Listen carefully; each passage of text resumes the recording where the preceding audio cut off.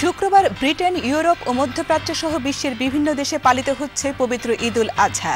যথাযথ মর্যাদায় পবিত্র হজ পালিত।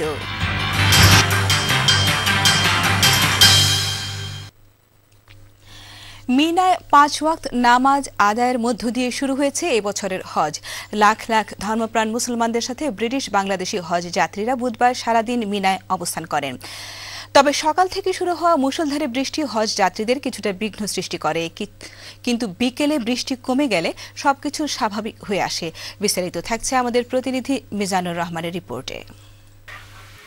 ৮ জিলহজ জোহর থেকে পরদিন ফজর পর্যন্ত মিনায় অবস্থান করা হজের একটি বিশেষ বিধান। তাই মঙ্গলবার মধ্যরাত থেকেই হাজিরা মিনার তাঁবুতে আসতে শুরু করেন। সকালটা ছিল খুবই চমৎকার। বেলা বাড়ার সঙ্গে সঙ্গেই শুরু হয় বৃষ্টি। মুষলধারায় বৃষ্টি চলতে থাকে বিকাল অবধি। এটা ছিল সৌদি আরবের জন্য একটি বিরল ঘটনা। বৃষ্টির ফলে হজযাত্রীরা কিছুটা বিড়ম্বনায় পড়েন।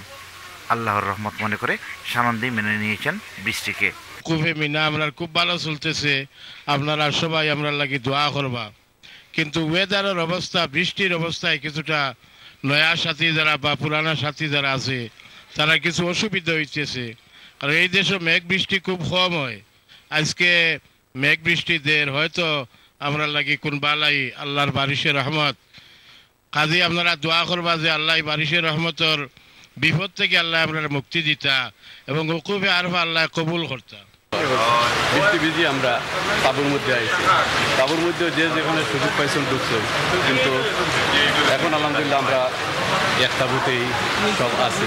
কিছু কিছু আমরা লোকজন অন্য তাঁবুতে আছে। এখনো কিছু কষ্ট তো ওই মেঘর মাঝে কষ্ট হয়েছে আইছি আলহামদুলিল্লাহ। এখনো আছে আলহামদুলিল্লাহ কিছু বলা। আর আগামীকালকে মোস্ট হজর দিন যেটা হয় আরাফার দিন, ইনশাল্লাহ আমরা আশা করি কালকে সারা দুনিয়ায় উম্মার মুসলিম উম্মার আমরা আরাফার মাঝে সমবেত হইতাম। বাইরে বেরোনোর সুযোগ না থাকায় তাঁবুতে বসে সবাই মিলে ইসলামিক আলোচনা ও ওয়াজ মাহফিলে লিপ্ত ছিলেন। অন্যদিকে তাঁবু না পেয়ে সীমাহীন দুর্গতির শিকার হয়েছেন ব্রিটেন থেকে আসা একদল হজযাত্রী। সকাল ৮টায় মহিলাসহ মিনায় পৌঁছেন তারা। সৌদি সময় রাত ৮টা পর্যন্ত, অর্থাৎ এই রিপোর্ট লেখা পর্যন্ত তারা অপেক্ষমান ছিলেন। ট্রাভেল এজেন্সির অবহেলার ফলে এমনটি হয়েছে বলে ভুক্তভোগীরা জানিয়েছেন। বৃহস্পতিবার সারাদিন আরাফাতের মাঠে অবস্থান করে গুনাহ মাফির জন্য আল্লাহর কাছে দোয়া চাইবেন ৩০ লাখ হজযাত্রী। মিনা থেকে Mizanur Rahman, channel S news.